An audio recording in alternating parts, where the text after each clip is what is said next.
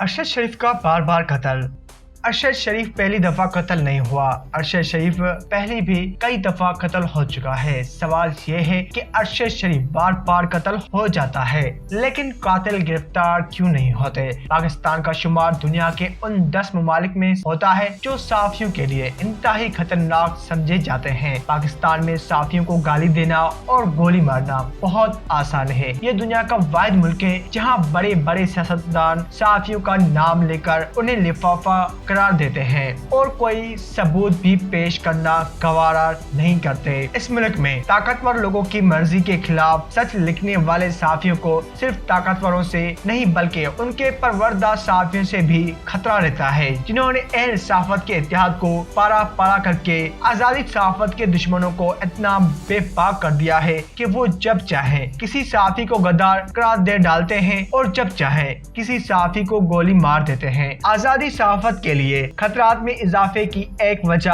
مختلف صحافتی تنظیموں کے وہ مفاد پرست قیادت بھی ہے جو کارکن صحافیوں کے مفادات کے بجائے مختلف ریاستی اداروں اور میڈیا مالکان کے مفادات کا تحفظ کرتی ہیں۔ صحافتی تنظیمیں کئی ٹکڑوں میں بٹی ہوئی ہے۔ جب کوئی ارشد شریف قتل ہوتا ہے تو یہ تنظیمیں چند نمائشی بیانات سے آگے نہیں بڑھتے۔ پچھلے 10 سال میں قتل ہونے والے صحافیوں کے مقدمات اٹھا کر دیکھ لیں، کسی ایک ارشد شریف کے قاتل کو سزا نہیں ملی۔ آج کل یوٹیوب سے ڈالر کمانے والوں کے لیے سلیم شہزاد کا نام اجنبی ہوگا۔ سلیم شہزاد نے 27 مئی 2011 کو ایشیا ٹائمز میں لکھا کہ میرا نیول میں کراچی پر ہونے والے حملے میں القاعدہ ملوث تھی اور نیول انٹیلیجنس کو کچھ عرصہ قبل نیوی میں القاعدہ کے ہمدردوں کے موجودگی کا پتہ چل چکا تھا۔ صرف 3 دن بعد 30 مئی 2011 کو سلیم شہزاد کو اسلام آباد میں اغوا کر لیا گیا اور پھر ان کی لاش جیلم کے قریب ایک نہر سے ملی۔ سلیم شہزاد کے قتل پر پاکستانی میڈیا نے اتنا شور مچایا کہ طاقت کے تمام مراکز میں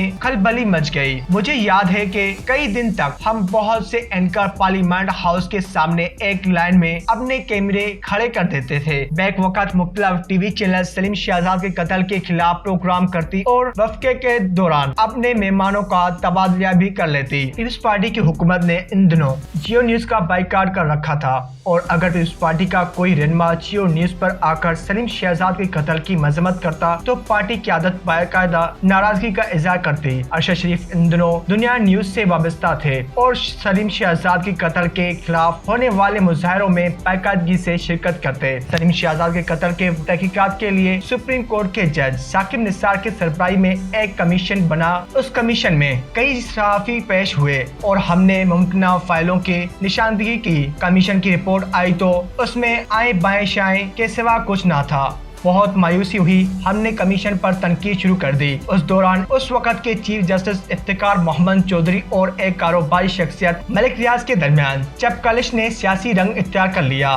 عمران خان جیو نیوز پر کیپٹل ٹاک میں آئے اور چیف جسٹس کے حمایت کا اعلان کر دیا۔ انہی دنوں 2012 میں سوشل میڈیا پر بڑی منظم انداز میں ایک جھوٹ پھیلایا گیا جس میں کہا گیا کہ مبشر لقمان، ڈاکٹر شاہد مسعود، نجم سیٹھی، کامران خان، حسن نثار، مہر بخاری، ارشد شریف، مظہر عباس، نصرت جاوید، سہیل وڑائچ، آفتاب اقبال، آسمان شیرازی، ثنا بچہ، جاوید چودھری، ماروی سرمد، منیب فاروق، مشتاق منہاس اور حامد میر نے ملک ریاض سے نقد رقم اور پلاٹ لیے ہیں۔ اس سلسلے میں کچھ جعلی بینک اکاؤنٹس نمبر بھی دکھائے گئے۔ اس فہرست میں کئی ٹی وی چینلز اور اخبار کے مالک کا نام نہیں تھا۔ زیادہ تر وہ صحافی تھے جنہوں نے سلیم شہزاد کے قتل کے خلاف بھرپور آواز اٹھائی تھی۔ کراچی کے ایک انگریزی جریدے نیوز لینڈ نے اس جھوٹ کو اپنے ٹائٹل اسٹوری بنا دیا۔ چانچہ میں نے مظہر عباس کے ساتھ مشورہ کیا اور ایک درخواست تیار کی جس میں میں نے اپنے سمیت فہرست میں موجود تمام صحافیوں کے احتساب کا مطالبہ کیا۔ افسر عالم نے بھی ایک درخواست تیار کر رکھی تھی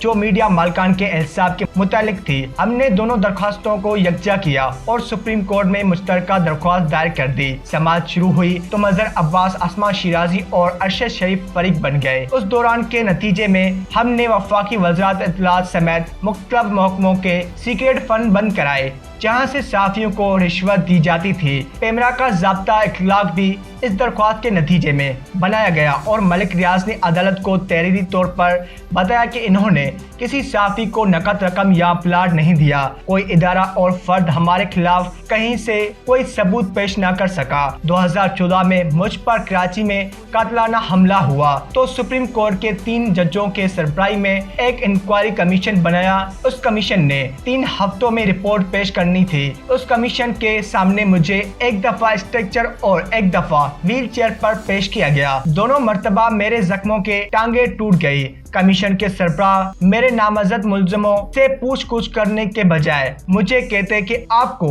नहीं लगता कि आपके इदारे के मालिक आप पर हमले के जिम्मेदार हैं। इस कमीशन की रिपोर्ट से मुतालिक झूठी खबरें तो फैलाई गई, लेकिन असली रिपोर्ट सामने न आई। अरशद शरीफ वो वाहिद सहाफी था जिसने इस्लामाबाद हाई कोर्ट में दरख्वास्त दायर की कि हामिद मीर पर हमले की इंक्वायरी रिपोर्ट पेश की जाए। इस दरख्वास्त पर भी लंबा अरसा तारीखें पड़ती रही। अरशद शरीफ मेरे दोस्त नहीं थे, अलबत्ता कुछ मुश्तरका दोस्तों के हाँ उससे मुलाकात हुई तो मैंने पूछा कि तुम्हें मेरे मुतालिक इंक्वायरी रिपोर्ट में इतनी दिलचस्पी क्यों है। वो सिर्फ मुस्कुरा देता, दोस्तों के महफिलों में खामोश बैठा रहता और आमिर मतीन मजाक में कहता कि ये पैसे लिए बगैर नहीं बोलता। 2017 में मुस्लिम लीग नून की हुकूमत ने अरशद शरीफ पर एक FIR दर्ज कराई। मैं साफियों का एक वफद लेकर इंटेलिजेंस ब्यूरो के सरबराह आफ्ताब सुल्तान से मिला और FIR खत्म कराने का मुतालबा किया, जिस पर अरशद के कई दुश्मन मेरे दुश्मन बन गए। 23 अक्टूबर 2022 को अरशद शरीफ को कीनिया में कत्ल कर दिया गया।